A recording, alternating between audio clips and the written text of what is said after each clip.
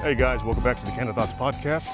This is your host, Isabella Pasquale, and today's golden nugget: good luck. How many of you guys heard the term good luck before? Yeah. If it comes from a sincere place, then good luck is, it's a positive affirmation. But you can also hear the term good luck said sarcastically, by somebody who has a bias, or they just are jealous. And those are some real world factors a lot of people don't really talk about. So I'm going to frame this conversation from a perspective that I know personally. So let's say you have a small business and you're doing your own outbound marketing. You're reaching out to strangers because the truth is strangers pay your bills. Strangers will actually pay your bills faster than friends will, right? But strangers can also become friends too. So you do your outbound marketing. You do some split tests.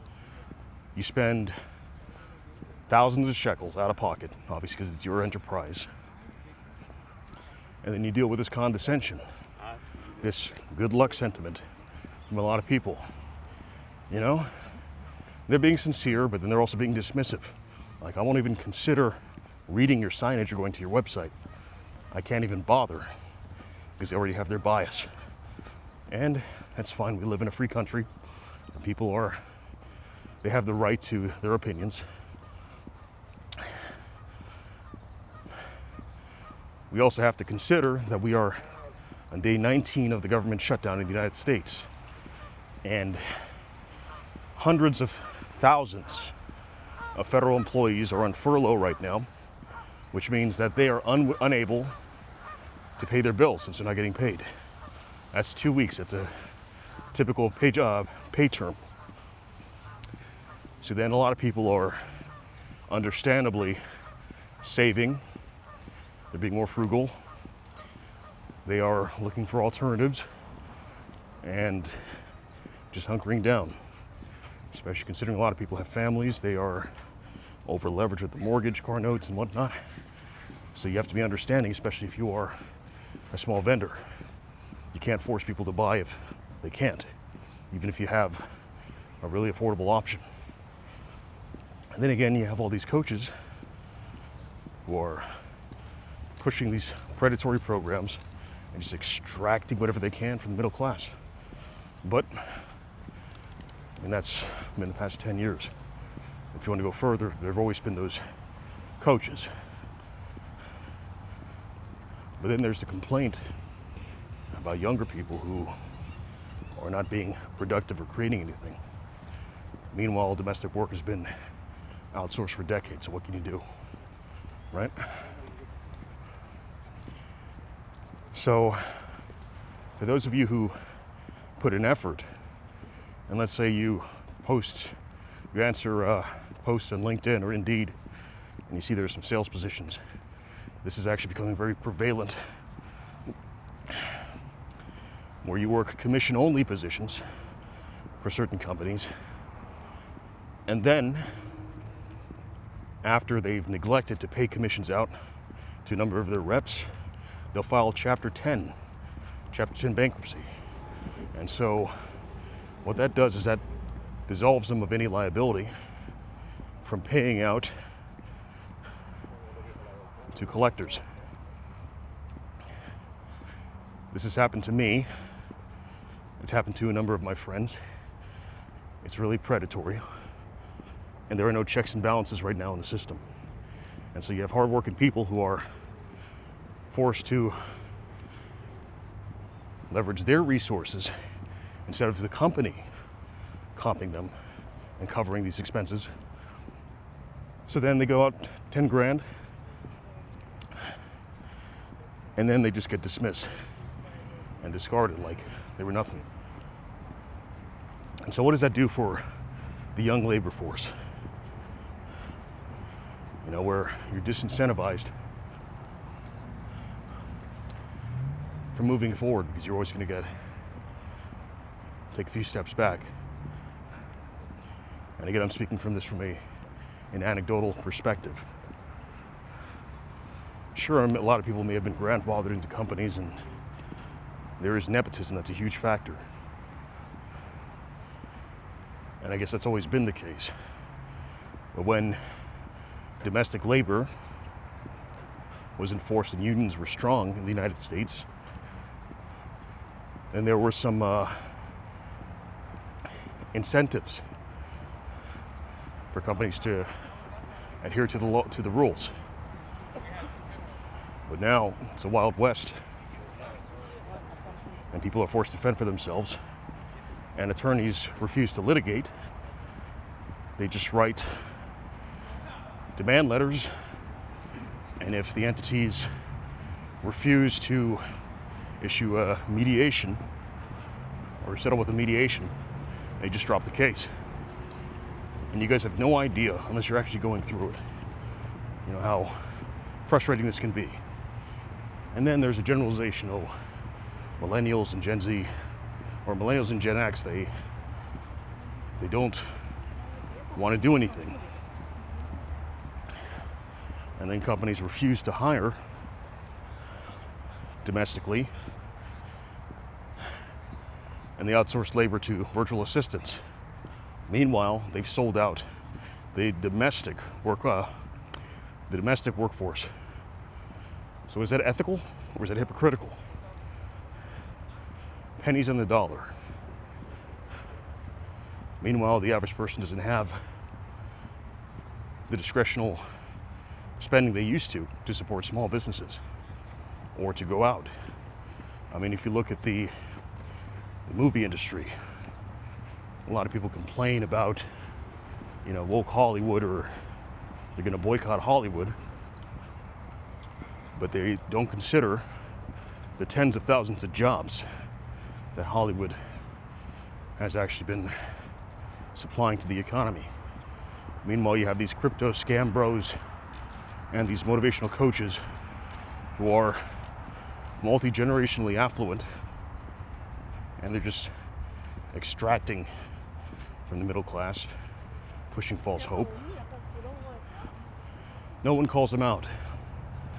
They're gaslit into silence.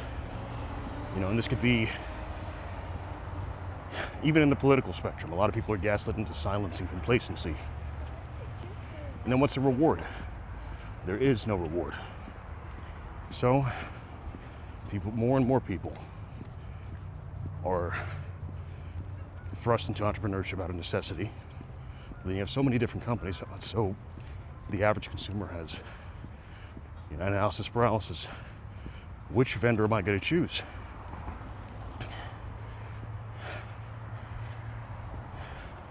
And for those of you who've tried to convert friends, that's a very difficult sell, speaking from a lot of experience. Strangers are who buy your product. You evangelize strangers, and you build a following. And then, with confirmation bias, that following accepts you as an authority in your space, and they buy from you. And then after you've been affirmed as the best option, then your friends will come back a year or two later and say, wow, you were the best option. Yet they did not support you in the beginning of the development. This is a Golden Nugget episode, guys. It's my podcast. You guys know that the Golden Nugget is more of a free-form opinion piece.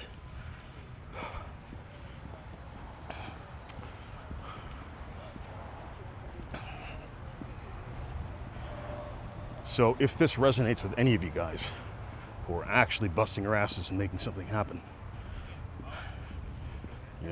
please give it a like, comment, and share it around. Especially those of you who are starting out, who don't have, that backing, corporate backing, multi-generational backing. A lot of you guys are just bootstrapping. You're working a part-time job, and you reinvest back into your business. That's the real America, guys, not the sellouts. not those who are outsourcing or domestic labor. They don't give a shit about you. You guys don't respond to reason, but you respond to anger. So there you go. A disgruntled, pissed off American who is trying to build something here, and the rug's been pulled out from under him. So what do you do? What do we do? What do we do? We bust our asses, and we have to keep learning. We have to be autodidactic. That's how we survive nowadays. Autodidactic, constantly learning, upskilling. That's the only option we have. And then, when we apply for work, we get ridiculed. Oh, you had this stuff. Yes, I worked in a lot of pre-seed startups. A lot of things happened. I wasn't corporate backed. So, a lot of people don't get that reality, especially if they were grandfathered into companies or, nepotism. Which, I mean, we should continue networking because that's the only way we'll get ahead. Because our network is our net worth. And if you try and do something on your own, people will just brush you off. Because humans need that confirmation bias. Otherwise, you're just another peddler. And I don't trust peddlers, do you? Speaking from their perspective. So as a peddler, and I am a peddler, I'll be honest, what do peddlers do? We have to keep upskilling, and we have to create enough value in the marketplace for us to be accepted. Or we fade into obscurity, and then whatever safety nets we had, they get dispelled. They fall apart. So if you're going through that process, I salute you. I appreciate you guys. Keep fighting. That's what America needs. Innovation is what makes us great. And these constraints necessitate innovation. Otherwise, we get nothing. So it's your choice, guys. You want to concede and give up? Or you want to keep networking, doing what you can, bust your ass, upskill, network, split test, take a couple losses, build calluses, and say, hey, I'm not going to give up. And use a mantra similar to mine. We stake our claim, we take what's ours, we'll have what we deserve. Because yes, we all get down.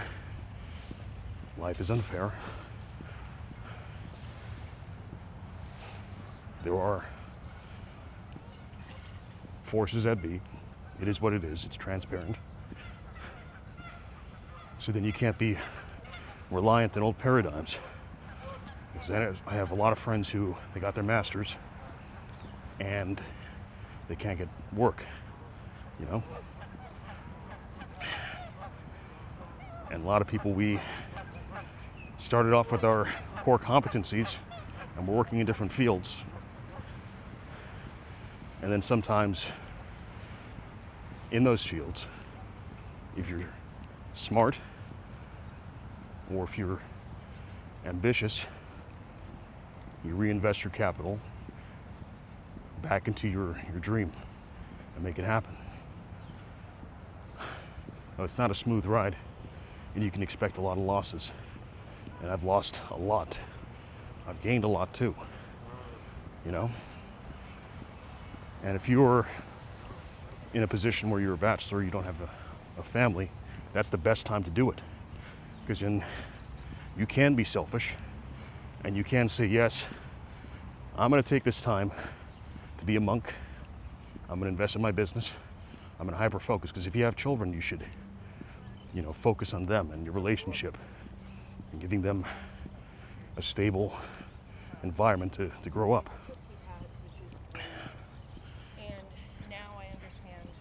But if you're a bachelor who's building something, commit to that. Don't be a selfish prick, at least with a family. Build it, and then you have the flexibility. So those of you who this resonates with, thanks for tuning in, and keep fighting, guys. Times are tough across the planet, but you know what? We don't quit, because quitters go extinct, and fuck that. Peace.